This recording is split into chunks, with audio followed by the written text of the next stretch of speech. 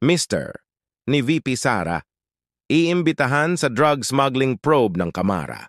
Naghain ng mosyon si Manila Repenor Bienvenido Abante upang imbitahin ang mga pinangalanan ni dating Bureau of Customs Intelligence Officer Jimmy Guban sa kanyang testimonya.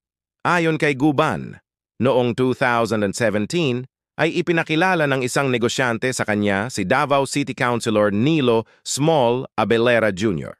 Si Abelera ay nagpakilala umano bilang business partner and trusted man ni Nina Carpio, Represor Duterte at Michael Yang, ang dating advisor ni dating Pangulong Rodrigo Duterte.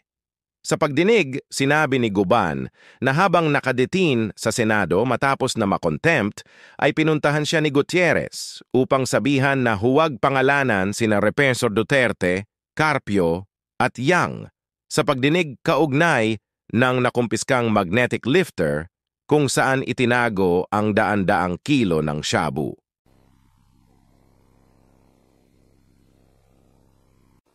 Thank you, Mr. Chair. Mr. Chair, ang tanong ko po ay para kay Mr. Jimmy Guban. Jimmy, Mr. Chair, dito sa affidavit mo, marami kang binanggit na mga personahe. At kailangan natin isa-isahin to. Kaya tatanungin kita para makita natin ano ba ang mga role ng mga ito so that for the next hearing, makita natin kung sino mga imbitahin natin sa mga binanggit mong mga personalidad. Ano? Itong si Henry, paano mo nakilala ito? Isa rin po yan sa mga negosyante sa BOC na paminsan-minsan nakukuhaan ko ng mga information regarding importation. So, pero Henry lang ang nakalagay dito. Wala ka talagang full name na nakuha sa kanya. Your Honor, pag kami sa labas po ako, mahirap po mag-alala pag nasa loob ng kulungan. Kasi ginawa ko po ito, nasa kulungan. Pero ito, namumukhaan mo ito. Yes, Matagal na itong si Henry gumagalaw yes, sa customs. During that time, Your Honor, at saka may mga tao naman. Mr. Chair, matagal na itong si Henry nangangalakal dun sa loob ng customs. Negosyante, Your Honor. So palagay mo, Jimmy, Mr. Chair, itong si Henry, nandun pa ito, nangangalakal pa ito dun sa loob ng customs o nung pagputok nitong magnetic lifter, huminto na rin ito? That is what I would like to verify, Your Honor, dahil wala na nga po akong connection sa labas nung makulong ako. In this connection, Mr. Chair, hindi po natin makuha yung totoong pangalan nitong si Henry, pero he's one of the main actors dun sa affidavit ni Jimmy. May request the COMSEC to invite na lang yung president ng Brokers Association sa Customs or whoever na may link natin itong si Henry. Importante ito kasi itong unang contact ni Jimmy Guban. He's the first person na natransact niya para mabuo itong pagpasok ng magnetic lifter. But at this point in time, we really don't know who is this Henry. Baka naman po alam, ano ba to? Broker ba to, Jimmy? Parang influencer din po. Peddler, nagpipinance. At anyway, Your Honor, pag nandito po ako siguro sa labas with the help of po ng kagalang-galang na to, sabi ko nga, I can contact siguro ngayon. Then pwede ko yun makiusap at pakiusapan po na samahan ako dito sa Kongreso. So, Mr. Chair, hindi mo talaga alam, Jimmy, kung ito broker o fixer lamang? Your Honor, mas madali na fixer para maintindihan. Nagpipinance, nagdi-negotiate, nagtatransact, pero hindi sila... sinong kilala mo na kilala itong Henry? Na sa tingin mong kilala itong si Henry? Marami po, Your Honor, pero doon na lang po muna ako mag-ano kay Mr. Henry. Ay, Chinese. Yun na nga, kailangan natin. Anyway, we will try to conduct a further investigation and then probably during one of these days, kukuha natin po yan para magkuha talaga natin. We will seek help from the customs itself. We will seek help from the Brokers Association para matunto natin itong si Henry. Apa, Your Honor? Okay, Mr. Chair, Jimmy, sunod po natin yung ito ay talagang pinaka-importante na tao dito sa mga personalidad na sa affidavit mo. After nakilala mo si Henry, pinakilala ni Henry sa'yo yung First District Councilor Nilo Abellara Jr. Ito yung si Small. Saan po kayo nakita? Ito kay Ronald sa bar. Saan? Sa bangko? Bar. Bar, restaurant bar. So, nag-facilitate nito, to put it in context, si Henry nag-imbita sa'yo nag-set ng appointment, nagkita kayo dun sa bar Opo, Your Honor. ni Small. So, nung pag-upo ninyo, pag-usap ninyo, pag-meeting ninyo, sinabi na kagad niya sa'yo na may ipapasok kaming kargamento. Your Honor, kwento-kwentuhan muna. Konting pakilala, ano siya sa Davao, sino siya sa Davao, ano trabaho niya, ano magagawa niya sa Mr. akin. Chair, sa first meeting ninyo, hindi pa niya sinabi na magpapasok sila ng kargamento. Sinabi na po, kaya lang mahaba po yung meeting namin. Halos sinabot kayo madaling araw. So, ayun na nga. Pero at the end of the day, dun sa dulo, sinabi na niya na ang pakay niya sa'yo, magpapasok sila ng kargamento. Opo, Your Honor, at nakatulungan din si Henry. Okay, humingi ng tulong sa'yo, Jimmy. Apo. Ngayon, yung unang meeting ninyo, binanggit na ba niya si Michael Yang, Pulong, Ugsiman? Binanggit na ba niya? Hindi pa. Your Honor, yan po ang nare-represent niya. Hindi, pero doon sa meeting nga Binanggit ninyo, niya po. Binanggit na niya. Yes, Your Honor. Sinabi niya na ito ay ang magpapasok nito, itong tatlo ng itong kargamento. Opo, Your Honor, binanggit niya kung bakit siya nandoon. Representative siya ng mga taong yun, Your Honor. Doon sa pag-uusap ninyo, Jimmy, Mr. Chair, wala ba siyang binanggit na Jimmy, ito, magpapasok tayo, negosyo ito, commercial ito, meron ka dito. Wala naman siyang binabanggit na gano'n.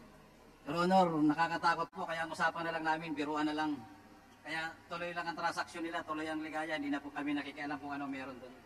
So pagkatapos ng first meeting ninyo doon sa bar, Jimmy, Mr. Chair, may sunod pa na meeting na nangyari. Opo, Your Honor. Konting kwentuhan ulit, konting bar ulit. Ayun ang Mga kwentuhan. tingin mo, kung maalala mo pa, Mr. Chair, mga ilang meeting ang ginawa ninyo? Your Honor, about 3 times, 2018, siguro po, isa o dalawa. Mula po 2017, Your Honor. Mga tatlo o So mga apat. tatlong beses. Opo, Your Honor. Sa tuwing magmi-meeting kayo, Mr. Chair, palaging nandyan yung Henry. Opo, Your Honor, dahil siya po ang nag-invite. Mr. Chair, in this case, we have already established in this hearing, based on the testimony of our resource persons, that this small or Councilor Nilo Abellera played a big role in the facilitation of the entry of this drug. So therefore, Mr. Chair, may I request the committee to invite Mr.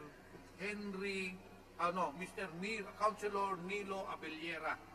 I don't know kung councilor pa ito. So, we put it in record that this representation would like to invite Mr. Nilo Abellera Jr., Mr. Chair. Yes, later on we will be putting all these personalities that we're going to invite. Hindi, si Abellera identified na talaga ito eh. So, okay. Ito talaga, ito po, Mr. Chair, ang ka-meeting talaga ni Jimmy. Is that a motion?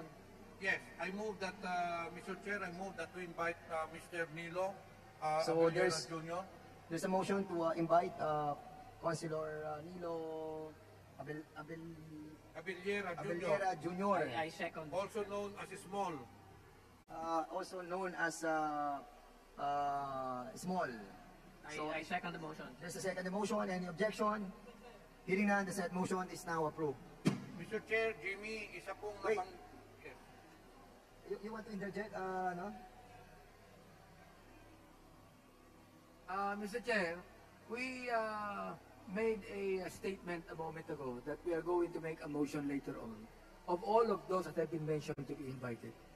So may I request that we, for a while, So we'll be aside and asking make the motion later on. Congressman Pimentel to first refrain from inviting and having a motion to invite those personalities, because after the interpretation of all the members who want to ask questions, we will be moving to invite all those personalities. Okay, I agree with that. So, pero, since ito ng omnibus motion, Mr. Chair, pero kailangan identified natin yung mga imbitahin natin. So, this representation would like to invite, be included in the omnibus motion, si Mr. Vedasto Cabral Baracuel. Mr. Chair, we put it in record na isa ito na personalidad na imbitahin natin. And then si Mr. Pony Chen, Mr. Chair. Pony Chen. The omnibus motion eh. Pero isama na nila doon. The omnibus motion did not mention the personalities. Please take note of the names of the persons that the committee will invite in our next committee hearing.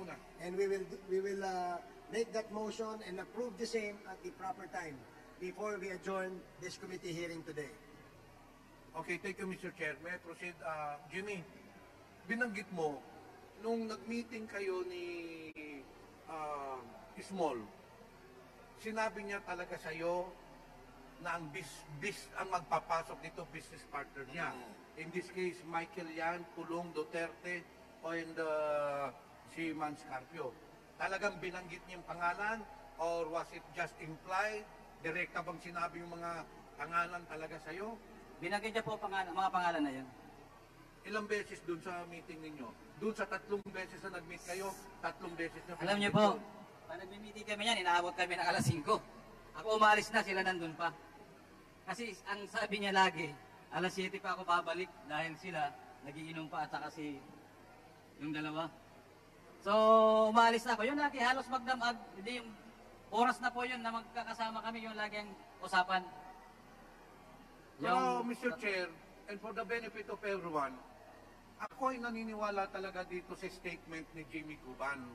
Bakit po? Itong si Small is very close. Councilor po ito ng Davao. So she is very close to the personalities na binanggit ni Jimmy Guban. So in that note, I really believe his statements. Ngayon, Thank you po.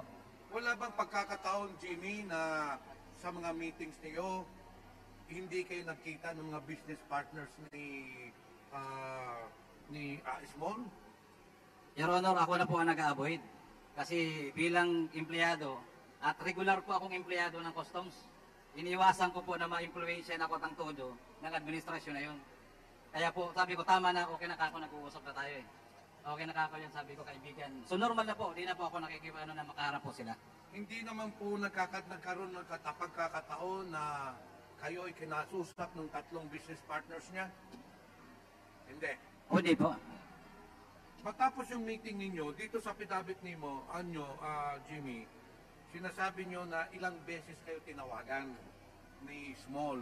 Yes, Your Honor. So, after nung meeting ninyo, wala na na-out na si Henry, si Small na talagang tumatawag siya direkta. Opo, Your Honor. Pag may nalalaman kagad sila na information that I will be working with those container that was released or missing, yun na kagad. Dahil alam po nila na operatiba po ako ng CIS. I have a team, I'm handling a team. Team leader po ako, nagtatrabaho po ako sa bureau. Mga nakailang tawag po siya, Mr. Chair, si Small. Marami po, kaya lang yung cellphone ko sa loob ng 5 taon, wala na po. Kung di lang po sana nasira at nakulong ako, masabi ko po kung ilang beses tumatawag So in sila. short, Mr. Chair, itong si Small or Councilor Milo, ito talaga ang ika ng sundalo. Ito Apo. talaga ang nag-facilitate in behalf ng 3 business partners niya. So kailangan po, Mr. Chair, na ito ay sumipot dun sa next hearing para malaman. Since ito naman po binanggit ninyo during the hearing at dun sa kaso, Jimmy, bakit hindi nang isama itong si Councilor Abellera dun sa kaso? Eh very clear naman siya nag-facilitate. Your Honor, wala naman po sa kanila. Ako po ang kinasuhan eh. Kami ang kinasuhan, wala po sila, Michael, hindi ko pa po nilalabas siya during that time. Then, Mr. Chair, that is a big injustice to Jimmy Guban, considering na ito talagang may kasalanan, wala ka namang kasalanan rito. Ngayon, Mr. Chair, puntahan natin yung Bidasto Cabral Barakel. Kasi ito naman po yung consigning, di po ba? Opo, Your Honor. Ngayon, ang tanong ko sa iyo, nakausap mo ba itong si Barakel? Nakausap ko po yan sa Tropon, si Hernan Abarrio. Doon pa sa Calapan City sila. Personal mo po ito nakausap? Si Hernan Abarrio po ang kumausap dahil wala na po kaming oras noon dahil si Hernan taga-roon din sa Calapan. Inamin po ba niya nung nag-usap sila na siya talaga ang consignee ng magnetic lifter? Your Honor, sa testimony niya po, doon sa Senado, inamin niya po mismo. May tiisin po yun. Sa susunod po siguro, Your Honor, madadala ko po yung copy ng Blue Ribbon Committee hearing. Nandoon po ang tanong mismo, tanungan nila. At sinabi rin po ng chairman doon na dapat pailanan ng kaso. Hey, tignan Nandoon mo, po yun, Your Honor. Mr. Chair, based on the testimony of Jimmy, inamin ni Baracuel na siya talagang consignee. So that is why there is really a need for this Baracuel to appear on this during the next hearing. Itong si Ponichen, nakausap mo ba ito personal, Mr. Jimmy? May din po, Your Honor. Doon sa pagpunta ni Hernan Abarrio. Ano naman ang role nitong si Ponichel, Mr. Chair? Yan, Your Honor, yun yung gumamit kay Mr. Barakil ng pangalan. Bali siya ang kausap dito para ayusin ni Barakil ang kargamento at sa kanya ang ginamit na pangalan. Yung Bicaba Trading ay pangalan ni Bidasto Cabral Barakil. Si Punichil ang nakiusap sa kanya. Eh dito po tayo kay Deputy Collector Mangawang, Jimmy. Personal mo ba ito na nakausap? By phone po, Your Honor. Nung tumawag po yan sa akin nung gabi, at doon ko rin po nalaman na yung nga ang tumatawag din sa akin, si Benny Antiporda. Hindi po kami nag-uusap niya kahit kung kapareho kaming empleyado ng customs. Eh nung gusto niya pakawalan yung shipment. Wala naman pong sinabi, kundi yung kargamento lang na tungkol doon kay Benny Antiporda. Sandali, ulitin mo nga, Mr. Jimmy. Ano ang pakay ni Deputy Collector Mangawang? Kasi itong si Deputy Collector Mangawang, I understand, is still with the Bureau of Customs. Yes, Your Honor. In fact, I think the Deputy Collector Mangawang is now a full-fledged collector yata eh. Opo. So, before I invite her to this hearing, gusto kong malaman sa iyo, ano ba talaga ang sinabi niya? Gusto lang naman niya nakausapin ko si Benny Antiporda. Dahil hindi ko po kilala si Benny ngayon. Antiporda. So, nagkausap ba kayo ni Benny Antiporda? No, Your Honor. Hindi ko po nasagot yung telepono niya. Hindi ko rin po siya tinawagan. Pero di ba sabi ng Paul Gutierrez tumatawag sa iyo? Yun nga po, wala po sinabi sa akin, kundi sinabi ni Paul Gutierrez sa si Benny Antiporda ay magkasama at saka si Michael sa National Press Club. So hindi kayo nakausap mismo ni Benny Antiporda? Hindi po. So in this case, Mr. Chair, at this point, we cannot invite Benny Antiporda because he has no direct link yet to Jimmy Guban. Yun na lang muna ang itatanong ko. Next hearing, kailangan natin matanong na yung mga personalidad so that we can have a overview kung ano talaga ang nangyari